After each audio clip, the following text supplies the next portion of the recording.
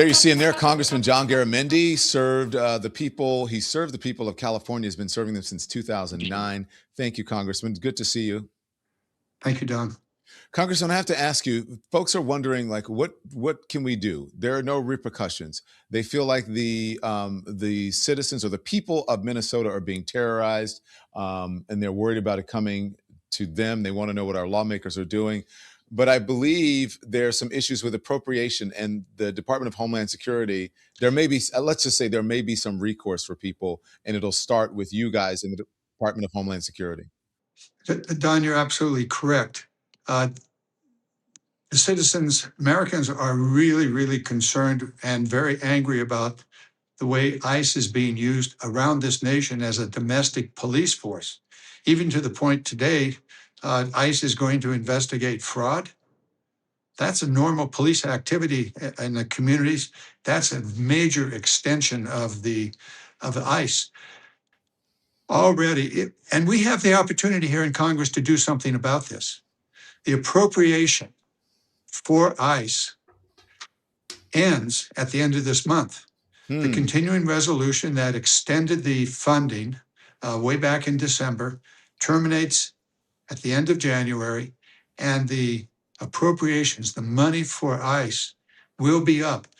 It gets a little detail along the way, but we have the opportunity, if we fight fiercely, we can then force reforms of ICE. Some of these are just basic police reforms, identification, body cams, training, all of that must be part of any reform. But I think we can go further here.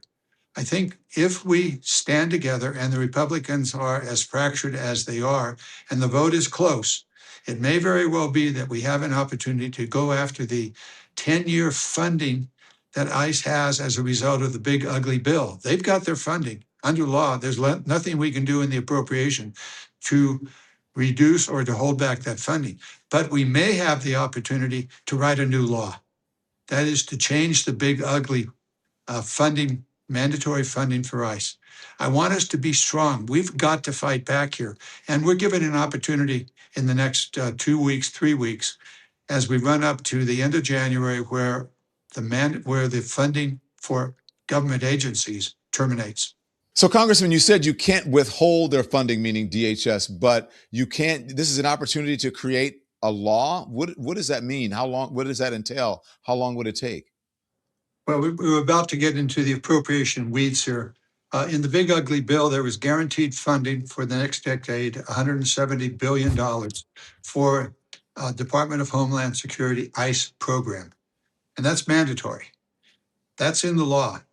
The appropriators cannot change that.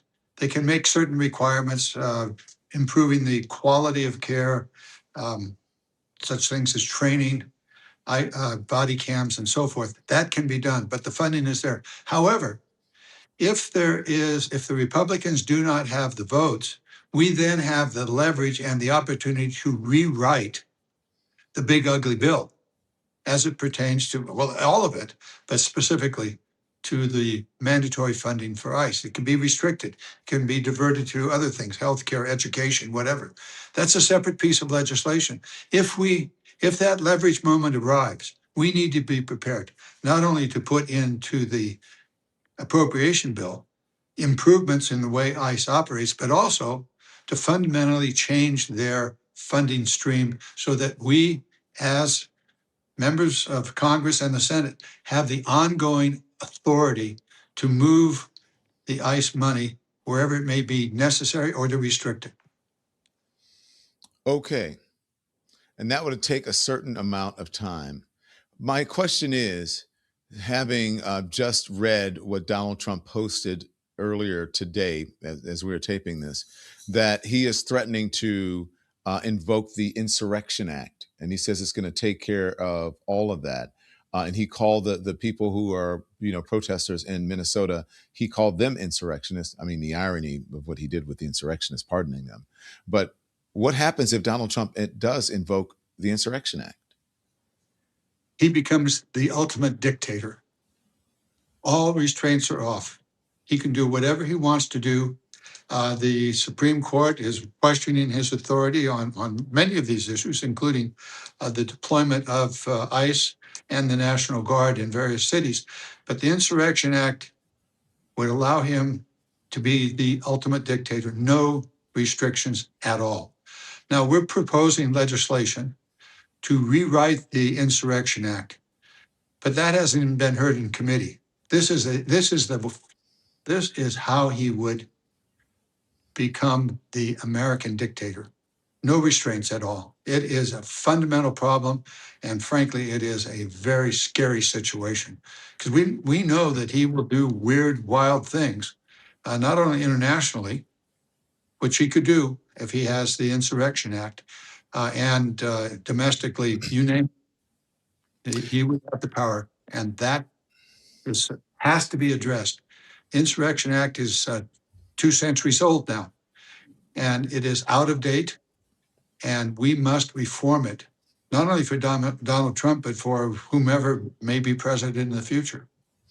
People are wondering why, Congressman, that the governor of Minnesota, Tim Walz, why he won't deploy the National Guard. Now, I spoke with Representative Gomez recently, and he said, well, then Donald Trump can turn around and federalize those National Guard members, which would not be good. Is that indeed correct, or no? Well, it is correct, but you're looking at a series of scenarios here. Walz could deploy the National Guard, and it would be under his authority. He would be able to direct, restrict, or allow whatever would be necessary. If Trump took that and then federalized it, the power then shifts to Trump. And the argument that we have successfully made to the court is that the deployment of the National Guard by the federal government is not necessary and not done properly. That is, you don't have the authority and the governor involved. It would be, I understand why Walz is hesitant here, because Trump may very well jump at this and say, ha, there you go. Now I'm going to take over the National Guard and I'm going to do this or that. And if in fact he's serious about the Insurrection Act, he really has carte blanche to do whatever he wants to do. He would be the dictator. And it would, Insurrection Act could or probably would be nationwide, not just Minnesota. It would be nationwide, not just Minnesota. You mean that he would federalize the National Guard in Minnesota and use that as a precedent and a precursor to do it all over the country? The Insurrection Act basically allows the president to do whatever he wants to do, wherever he thinks it's necessary. And he could dream up, while Minnesota may be the problem, certainly there are issues that have arisen in Chicago, California, and other states. So yes, this is a major, major concern of those of us who look at him and say, this man wants to be a dictator. How can he do that? The Insurrection Act. Basically, Trump's attitude is, stop me if you can.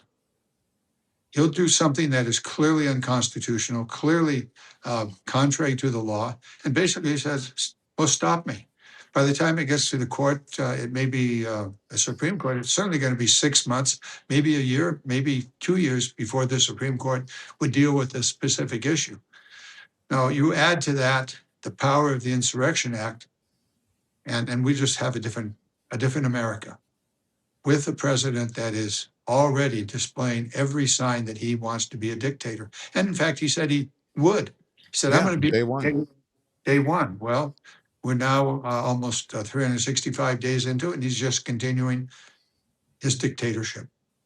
You know, Congressman, you know what people are asking? Like they're wondering what their lawmakers are doing. I've had people say, well, why aren't my Minnesota lawmakers out here in the streets or, more visible fighting for me?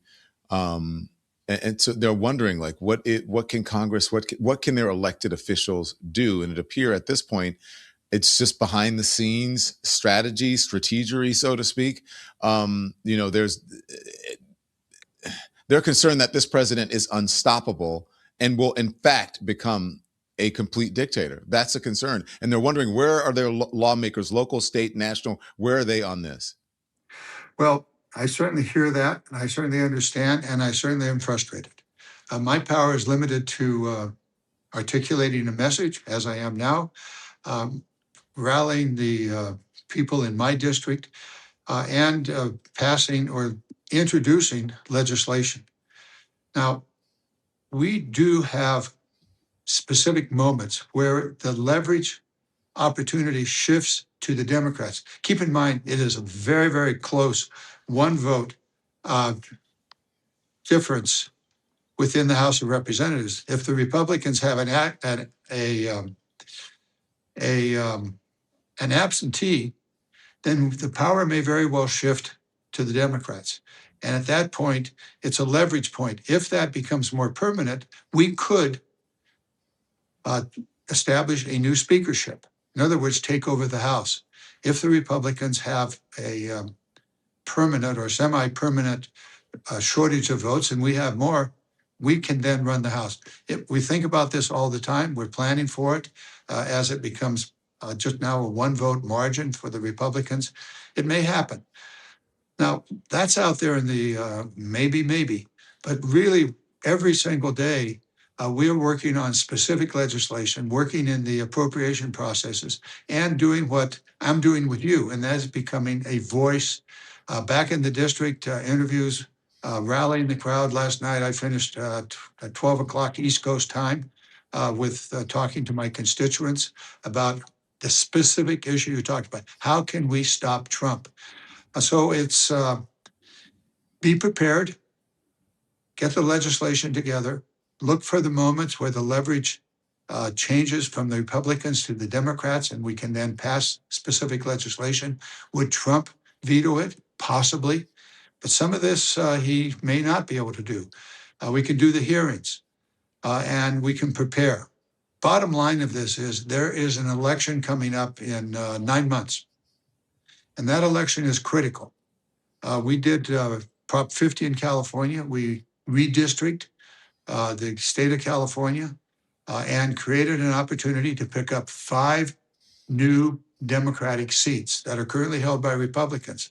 That is a major, major blow to the Republicans. That is a result of the advocacy and the determination of the Democrats, together with the support of California voters, to shift the power balance here in Washington, D.C. Now, we've got to complete this. We're on second base. We've got to get to home plate. We've got to win those elections. And so that's where all of us who are concerned about Donald Trump, whether you're in California, New York, or Kansas, that's where you engage. You engage in the elections, and the opportunities across the nation are there. It's possible that we have a blue wave.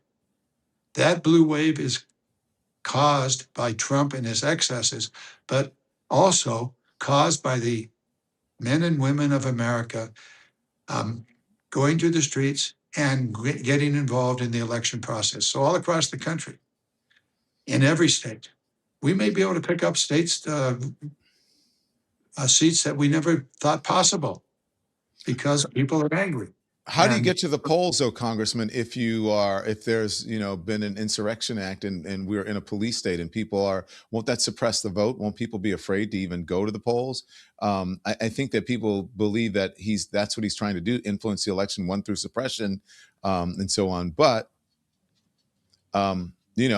if you can't get there, you can't have a blue wave. That's where you and I must engage. Mm-hmm. And we simply have to, if that happens, if that scenario plays out, then what do we do? Well, we may not be able to vote, but we can demonstrate. We can be in the streets. We can do what is legally and safely demonstrate. We ought to be doing that now in anticipation of this.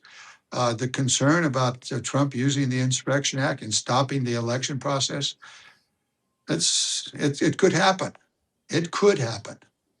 But that is a major, major step. Keep in mind that during the Civil War, there were elections. Now, the southern states were not allowed to vote because they had seceded from the Union, and at that point, were not part of our United States. But the rest of the nation did vote, even in the Civil War, which was about as complex and dangerous as possible.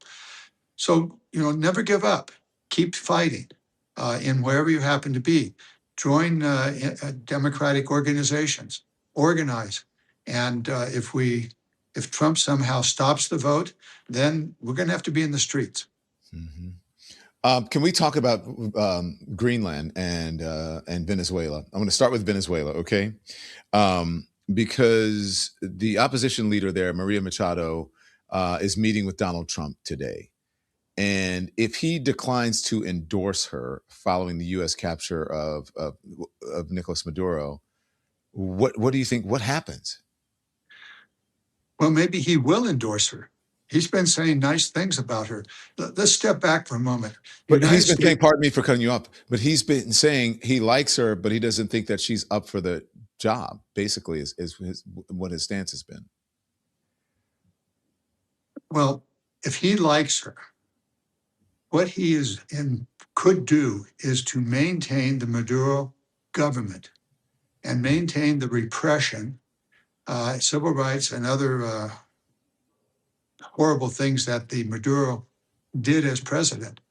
As his vice president, she now runs the exact same repressive government. All of the secret police are under her control. The military is under her control. The only thing that's changed is Maduro has been removed. The rest of it is all in place. Now, she's saying very nice things and probably playing Donald as a fool. And we'll see the result of this. She's released a few political prisoners. She's making some nice steps.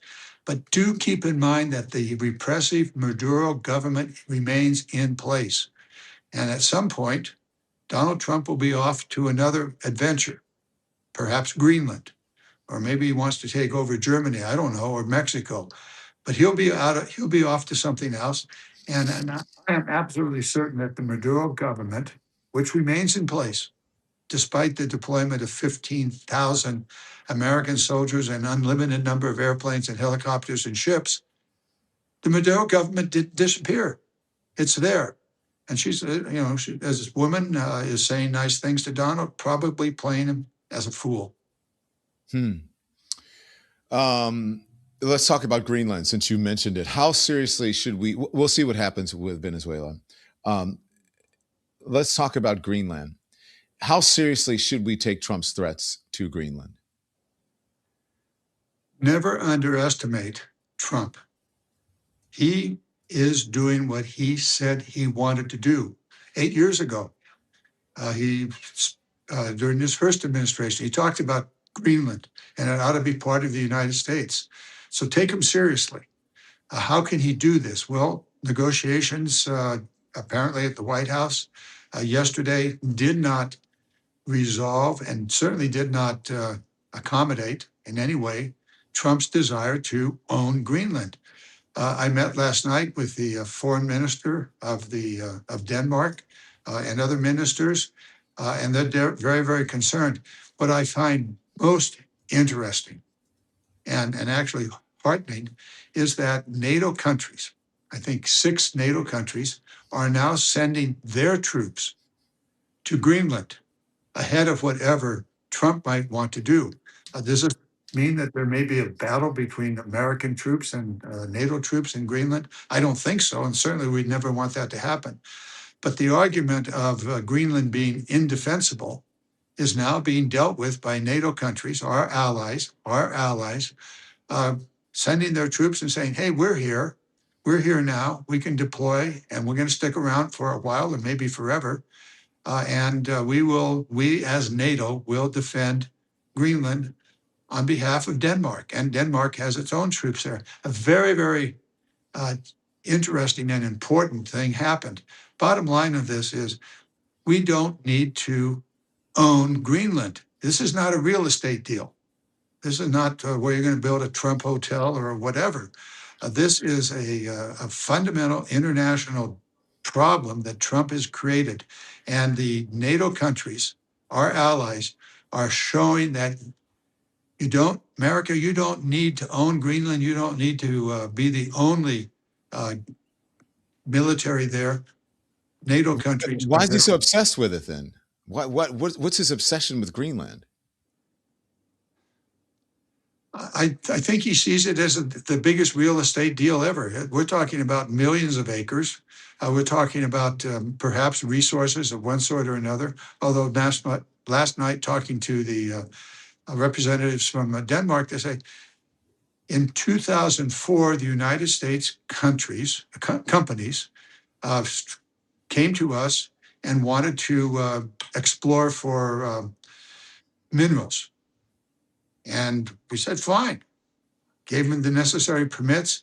No American company has, since 2004, approached Denmark and Greenland for the exploration of minerals.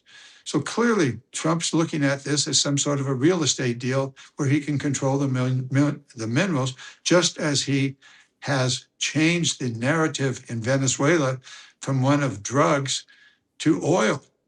Donald Trump now controls the oil in Venezuela. Maybe he wants to control the unknown mineral resources of Greenland. He talks about it as being a pushing back on China and Russia. Yeah. Which at the moment, China and Russia are not engaged in any way in Greenland, and clearly can be worked out with Denmark and the government of Greenland that you're not going to do any deals with China and Russia. If Trump does seize Greenland, is that the end of NATO? If the United States invades a NATO country, Greenland, it may very well tear apart NATO. And can you put that back together? I don't know. I'm curious about this. I guess I am a little conspiracy theorist here. Donald Trump had an hour and a half private conversation. Nobody else except the interpreters attended that. Nothing was reported. Did Putin say, if you did this in Greenland, and if you did this with regard to funding Poland, then I can succeed? Because NATO would be destroyed or significantly weakened, all to the benefit of Putin. I do not trust Trump and where he wants to go, but what he would do and has actually done in the past. Greenland is new. If we force ourselves upon Greenland, it would be a serious, serious blow because we would be invading a NATO country. How does Article 5 work in that situation? It doesn't. But we also know that Trump has been repeatedly in his first term and in his second term unhappy with NATO. He did all but to destroy NATO, or tried to do it, in his first term. For whose benefit? Well, for the benefit of Trump? No. But for the benefit of Putin? Yes. So we have to be very aware here. We must assume the worst about Donald Trump. And, is the Greenland play more than just control of the area, or is it to tear NATO apart? Maybe both. Congressman John Garamendi of California, thank you, sir. Go save us, please. Thank you. Keep the good word out there. Thank you. Thank you. Thanks so much for watching, everybody. Your support means the world to us. Don't forget to hit that like button and subscribe so you never miss a show. We're live every weekday at 10 a.m. and 5 p.m. Eastern Time with new clips dropping at 2 p. and 8 p. And if you want even more Don Lemon Show content, join the Lemon community. Members get exclusive posts, behind-the-scenes videos, and live chats just for you. So hit the join button or visit our channel page to sign up. Thanks again for all your love and your support, and I'll see you next time.